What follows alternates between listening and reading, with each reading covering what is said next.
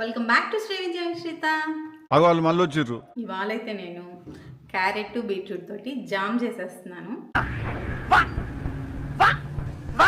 అసలు ఈ carrot beetroot పిల్లలకి పెట్టాలంటే ఎంత కష్టమో కదా. ఎస్పెషల్లీ మరి నా డాటర్ లాంటి వాళ్ళకైతే అసలు తల ప్రాణం తోక్కొస్తుంది పెట్టాలి అంటేను. అందుకోసమని బీట్రూట్ క్యారెట్తో జామ్ చేసామనుకోండి హ్యాపీగా తినేస్తారు. 5 నిమిషాల్లో ఎలా చేసుకోవాలో చూసేద్దాం, వచ్చేసేయండి. Super woman. క్యారెట్, బీట్రూట్, బెల్లం ఆర్ షుగర్, కొద్దిగా నిమ్మకాయ ఉంటే సరిపోతుంది. అంతే, సింపుల్ రెసిపీ. ఇదిగోండి, క్యారెట్ని బీట్రూట్ని శుభ్రంగా కడిగేసి పీల్ చేసి ముక్కలు చేసి పెట్టుకున్నాను. ఇక్కడ నేను బీట్రూట్ కొంచెం తక్కువ తీసుకున్నాను, క్యారెట్ కొంచెం ఎక్కువ తీసుకున్నాను. ఎందుకంటే బీట్రూట్ ఆల్రెడీ కొంచెం తీయగా ఉంటుంది. అండ్ మోర్ దెన్ మనం రోజు తినాలి అనుకున్నప్పుడు ఏమవుతుందంటే బీట్రూట్ కొంచెం ఎక్కువ తిన్నప్పుడు కిడ్నీలో స్టోన్స్ ఫామ్ అవుతాయంట అవునా, నిజమా? అందుకే రోజు రెగ్యులర్ బేస్ మీద తినేటప్పుడు కొంచెం తక్కువే యాడ్ చేసుకున్నాం అనుకోండి ఇలాంటి ప్రాబ్లమ్స్ ఏమీ ఉండవు. అండ్ మోర్ దెన్ షుగర్ ఉండింది అనుకోండి, షుగర్ లెవెల్స్ కూడా కొంచెం ఇంక్రీజ్ చేస్తుందంట ఎక్కువ బీట్రూట్ తింటే, అంటే తినాల్సిన మోతాదు కంటే ఎక్కువ బీట్రూట్ తింటే. అందుకని నేనైతే ఇదిగోండి కొంచెం తక్కువగా బీట్రూట్ యాడ్ చేశాను, ఎక్కువ క్యారెట్ అనమాట. ఇప్పుడు దీన్ని మనం ప్రెషర్ కుక్కర్లో వేసి ఒక 5-6 విజిల్ రానిచ్చేద్దాము. ఉడకడానికి సరిపడా వాటర్ యాడ్ చేసుకోవాలి. మూత పెట్టేసి 5 విజిల్స్ రానిచ్చేద్దాము. నేనైతే 5 విజిల్స్ రానిచ్చాను. చూద్దాం ఇప్పుడు ఎలా కుక్ అయిందో.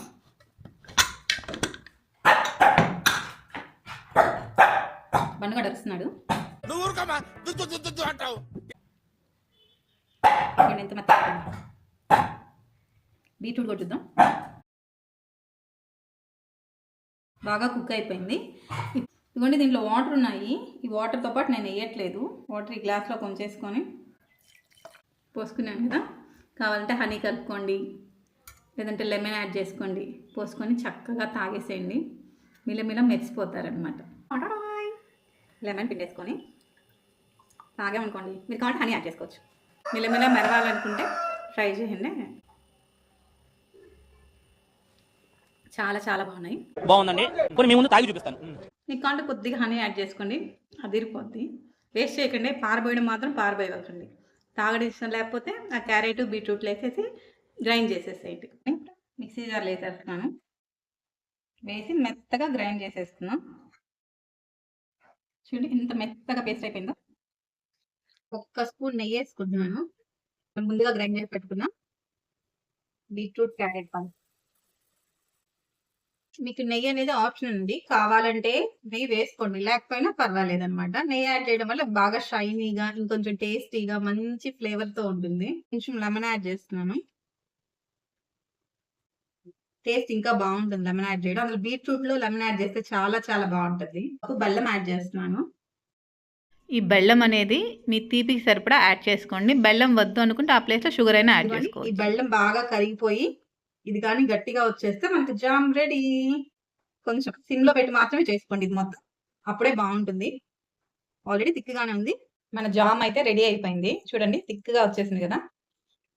బాగా చల్లార్చుకొని ఒక కంటైనర్లో స్టోర్ చేస్తున్నాం అనుకోండి, గ్లాస్ కంటైనర్లో. Jam ready. చూడడానికి జామ్ లాగే ఉంది కదా, చూడండి ఏం మార్పు లేదు, సేమ్ జామే. ఇదిగోండి మన జామ్ అయితే రెడీ అయిపోయింది. ఇప్పుడు టేస్ట్ చేసి చెప్తా ఎలా ఉందో. కొంచెం కాలుతుంది అన్నమాట.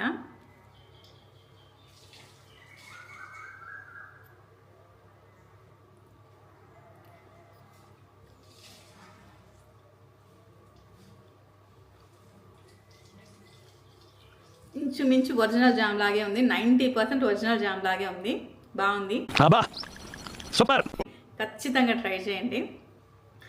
హ్యాపీగా బ్రెడ్ మీద లేదంటే చపాతీ మీద, బయట జామ్స్ కొనుక్కోకుండా ప్రిజర్వేటివ్స్ కలుపుకుంటే ఎలా చేసి ఉంటారో కూడా మనకు తెలియదు కదా. ఇలా చేసి పెట్టారనుకోండి హ్యాపీగా పిల్లలు చాలా ఇష్టంగా కూడా తింటారు. ఇప్పుడు శ్రీత కాలేజ్ నుంచి వస్తుంది, పెట్టి చూస్తామనండి అసలు కనుక్కుంటుందా లేదా, ఇది అసలు ఏమని చెప్తుందో చూద్దాము.